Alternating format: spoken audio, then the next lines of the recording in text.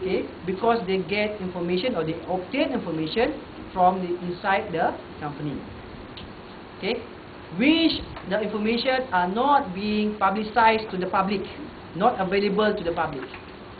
Okay, they get contacts from the company. Okay, what happened today? So they buy the shares.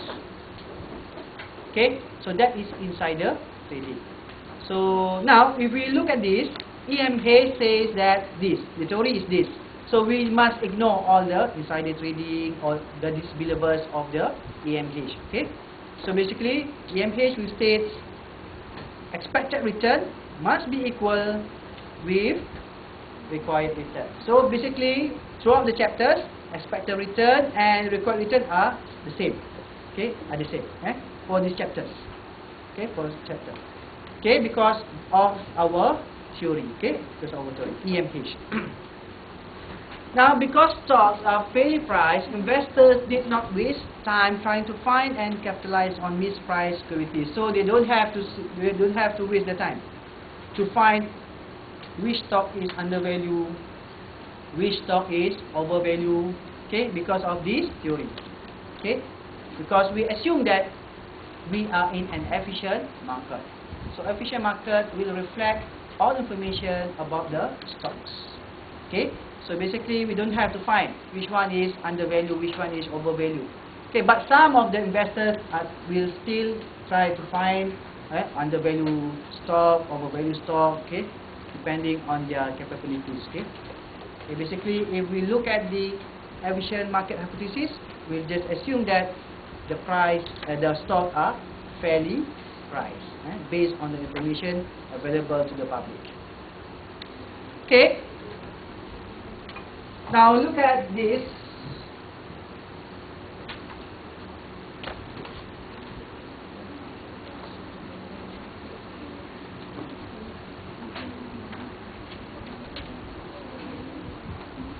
Okay, stock returns are derived from both dividend and capital gains. Okay, this is true, right?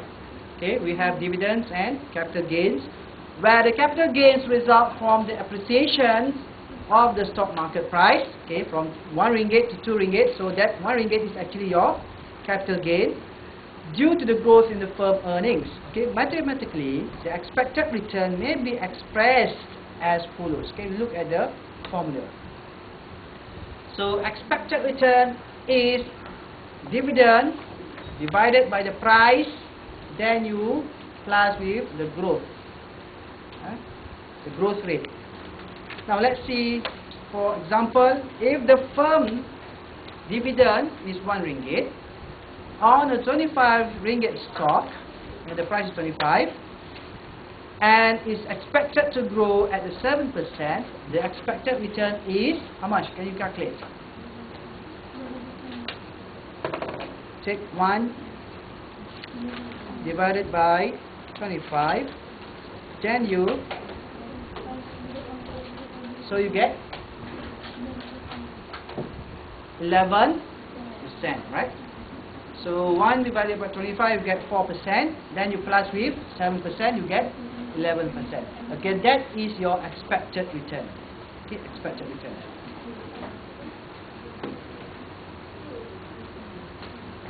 Okay, any question?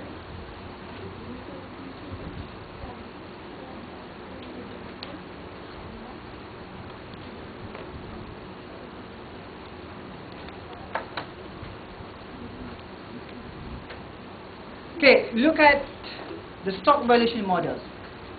Okay, we have 3 models that we are going to learn today. Okay, 3 models. One is zero growth model. The second one is constant growth model.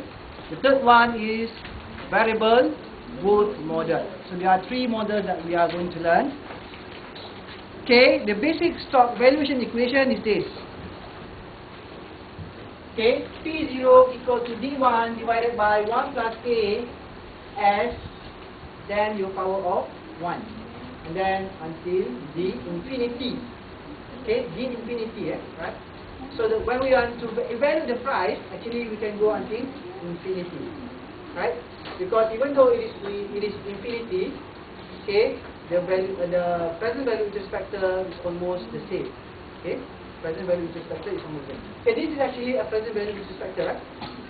D divided 1 plus K, right? Present value, right? Okay.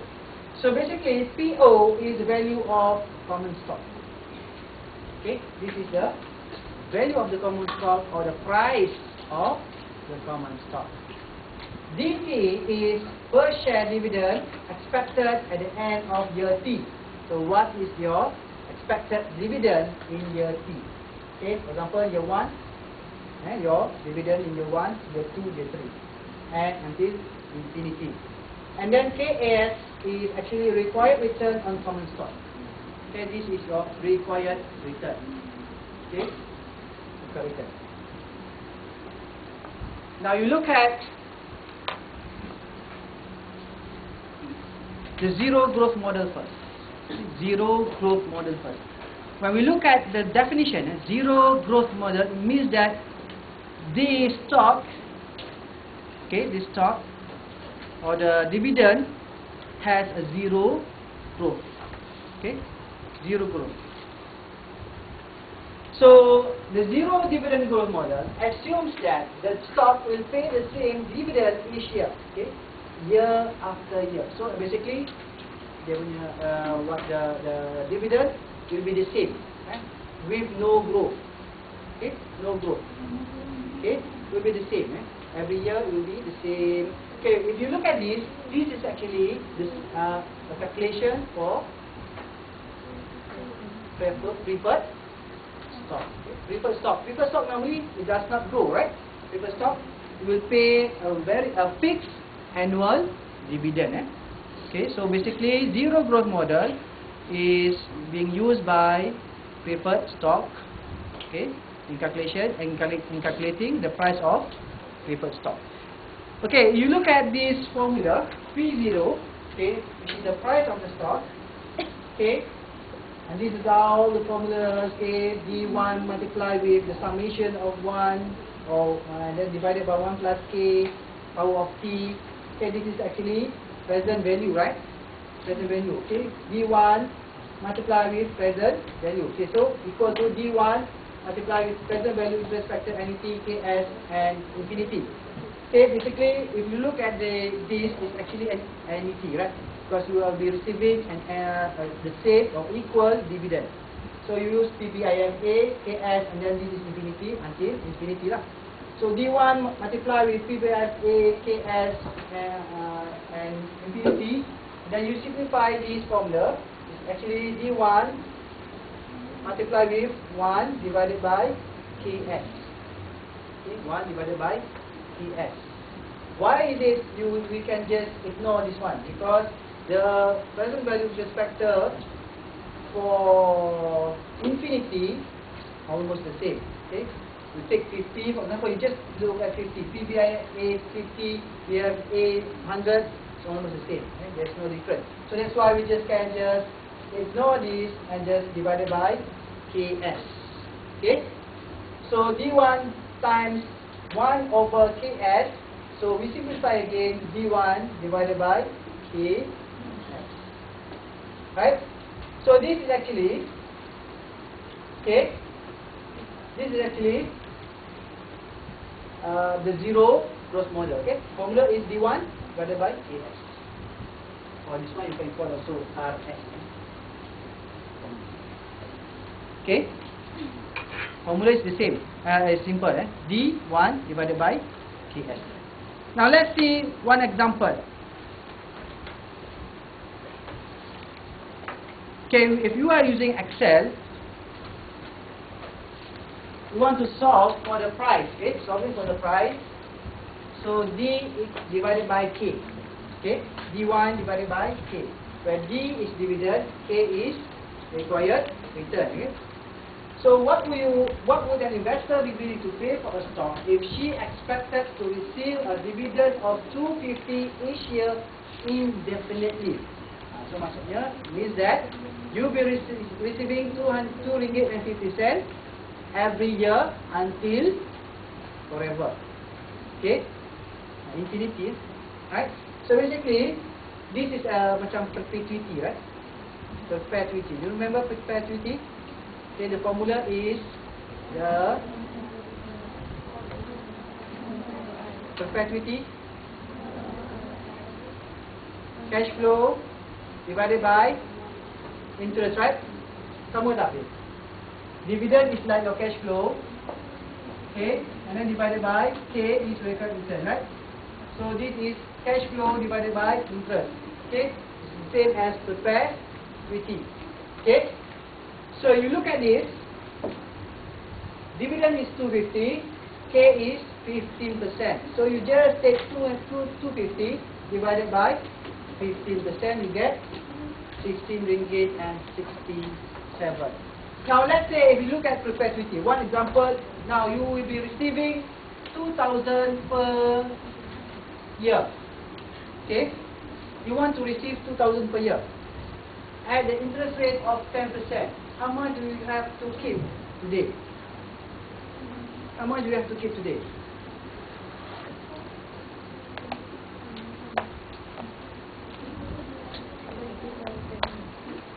2,000 per year. This is your, you want to receive your interest 2,000 per year. Your interest rate is 10%. How much do you have to keep today? 20,000. Okay, so you just take this one divided by 10%. It's the same as this, right? Okay, so you want to find this value. Okay, now let's say this is a preferred stock.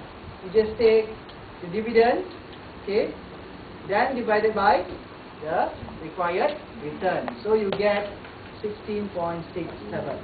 Okay, so normally the zero growth model is used for calculating the value of preferred stock.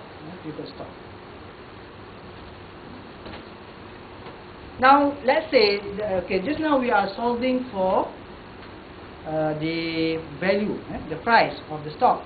Now let's say we want to find the return, okay, the required return, or we want to find what is K. Okay, what is K? Okay, our formula just now, we have price is equal to D over K, right? So if you want to find K, you can just shift. Okay, shift this one. So how do you shift this? Using mathematics.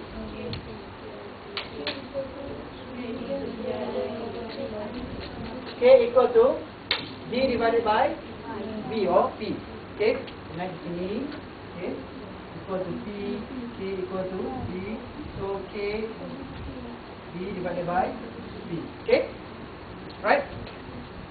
So we solve for this. So you just take dividend. Dividend is 4 ringgit divided by the price. You get the percentage. Okay, so you take 4 ringgit divided by the price.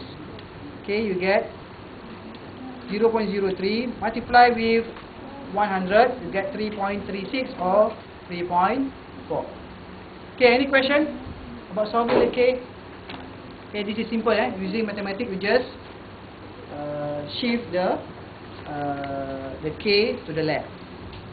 Alright. Now let's see another method. Okay, there are 3 methods I mentioned before: the zero growth model, constant growth model, and also variable growth model. So basically, zero growth model, your dividend will be the same for each year. Okay, 250 every year until forever and ever and ever. Okay, but for constant growth, okay, you will be receiving dividend with a constant growth. Now let's say it grows 10% each year. So your dividend will be growing 10% each year. So your dividend will be not the same for 1 year to another year. Okay, but the growth will be the same, 10%. Right? Example, today you receive 2 ringgit. Next year you will be receiving more than 2 ringgit, which is 2 ringgit plus 10%. 2 ringgit and 10 cents. Right? 2 ringgit and 20 cents. Okay? So it will keep on increasing, keep on increasing based on the growth rate. Okay, that is the constant growth model. It will grow constantly. It will grow constantly. So the constant dividend growth model assumes that the stock will pay dividends that grow at a constant rate each year, year after year. Okay. year after year. So the differentiation between the zero growth model and the constant growth model is that the zero growth model has the same or equal dividend payment, but the constant growth model will keep on increasing based on a constant growth rate. Okay, the formula is like this. D0, okay, multiplied with 1 plus G power of 1 divided by 1 plus K as power of 1 until infinity. Okay, until infinity. And then if you simplify this, actually, D0, okay, multiply with 1 equal to D0, right? D0 kali 1, D0 times multiply with 1 equal to D0. And then D0 multiply with D as it actually is, we look at this, it's only D1, okay? Growth rate is 7%. 7% times with DO is the growth, right? So D0 plus growth, you get dividend 1, okay? Yeah, this one is actually D0 plus, okay, percentage or changes for the percent of growth. Okay, so you get D1, dividend year 1. Okay, then you divide it by KS minus D. Okay, this is the after we have simplified this formula, KS minus D. Okay, for using this model, your growth rate must be always lesser than your required return. Okay, then only you can use this mathematics formula. Okay, for example, this is 10%, okay, minus 5%, okay, must be lesser than the required return. It cannot be 11%, it cannot be 20% for the growth model. Okay, so the growth rate must be lower than the required return. Okay, and another assumption is that the growth rate will be the same as the earning growth. The growth in earning. Okay, the growth in earning. So these are the assumptions for the growth, the constant growth model. Now we look at. Okay, this is the formula. So the differentiation between zero growth model and constant growth model is that the formula, you look at this, the formula with the constant growth model, you look at there is a minus G, okay, minus G, okay, that is only the differentiation. Okay, let's see again the formula for, okay, D1 minus divided by K, right, KS. You look at constant growth, we have minus G, and our G must be lesser than the KS. Okay, the G must be lesser than KS. Okay, now let's look one example using Excel. Okay, we are trying to solve the price case, the price here. We are trying to solve for the price.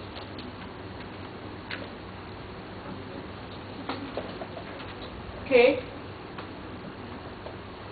the formula is D0, okay, multiply with 1 plus D, so this is actually equal to D1, okay, D0 plus 1, or multiply 1 plus D is equal to D1, okay, divided by K minus G, right, so equal to D1 divided by K minus D, where D0 is the current dividend, okay, example today dividend, and D1 is the year 1 dividend, the dividend for year 1.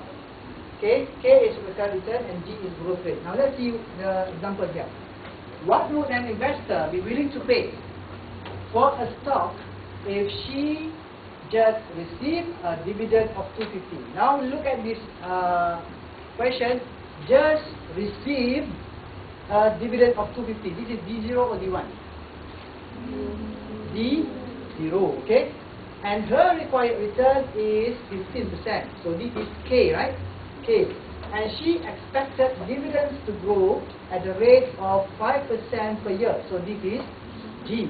So if you want to solve this question, what you do, just plug in the information in your formula. Now let's say this one, D0 1 plus G, okay, then you divide it by KS minus G. So this is the price. Now let's see what is D0. D0 is 250. 1 plus G. G is 5%. Okay, 0.05. Okay, you divide by, okay, K is 15%, 0.15 minus if G is 5%, 0.05. Okay, if you solve this equation, your answer will be 26.25 ringgit. Okay, ringgit Malaysia 26.25. Okay, do you get the answer? Okay, so clear? Are you clear? Alright, now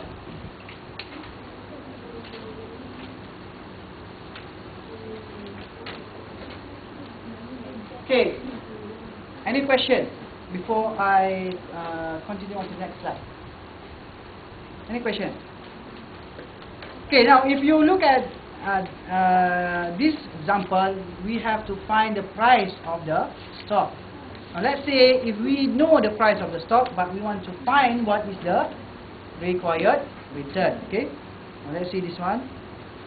We want to solve for the return. Okay, we want to find the K instead of the P.